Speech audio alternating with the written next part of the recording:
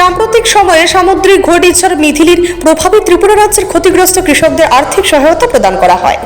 সরকারের কৃষি ও কৃষক কল্যাণ দপ্তরের উদ্যোগে বৃহস্পতিবার রাজধানী আগরতলার নজরুল কলাক্ষেত্র সভাগৃহে আয়োজিত এই অনুষ্ঠানে উপস্থিত ছিলেন কৃষি ও কৃষক কল্যাণ দপ্তর এবং বিদ্যুৎ দপ্তরের মন্ত্রী রতনলাল নাথ, টিটিএডিসির শিক্ষা ও কর্মরক দপ্তরের কার্যনির্বাহী সদস্য রবীন্দ্র দেববর্মা, বিধায়ক রতন চক্রবর্তী, বিধায়ক ও আগরতলা পৌর নিগমের মেয়র দীপক মজুমদার, বিধায়িকা মীনা রানী সরকার, পশ্চিম ত্রিপুরা জেলা পরিষদের সভাধিপতি হরিদুলাল আচার্য, কৃষি ও কৃষক কল্যাণ দপ্তরের সচিব অপূর্ব রায়, দপ্তরের অধিকর্তা শরদিন্দু দাস, উদ্যান ও মৃত্তিকা সংরক্ষণ দপ্তরের অধিকর্তা ডক্টর ফণীভূষণ জমাতিয়া প্রমুখ। বক্তব্য রাখতে গিয়ে কৃষি ও কৃষক কল্যাণ দপ্তরের মন্ত্রী রতনলাল নাথ বলেন, বেঁচে থাকার জন্য খাদ্যের প্রয়োজন এবং খাদ্যের জন্য কৃষি প্রয়োজন। ত্রিপুরা রাজ্যের বর্তমান সরকার মানুষের কল্যাণে, বিশেষ করে কৃষির কল্যাণ সবচেয়ে বেশি কাজ করছে।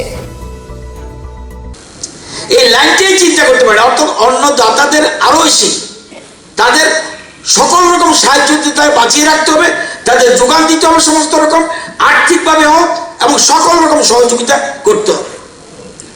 এবং আপনারা জানেন, গ্রাম শক্তিশালী হলে সমাজ শক্তিশালী হবে এবং কৃষক স্বয়ম্বর হলে রাজ্য স্বয়ম্বর হবে। এই জন্যই আমরা কৃষি এবং কৃষক কল্যাণ দপ্তর এই দায়িত্বে আমরা অগ্রণী ভূমিকা নিচ্ছি। এবং কৃষক বা কৃষক ছাড়া আমরা আমাদের খাদ্য কল্পনা করতে পারি না।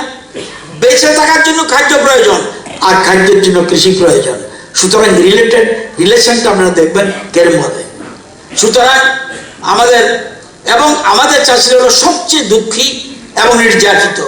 তাদের অবস্থার উন্নতির জন্যে আমাদের উদ্যোগের বিরাট অংশ অবশ্যই তাদের পিছনে নিয়োজিত করতে হবে।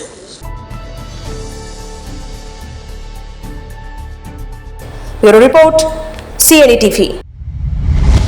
CNE TV, channel for news and entertainment.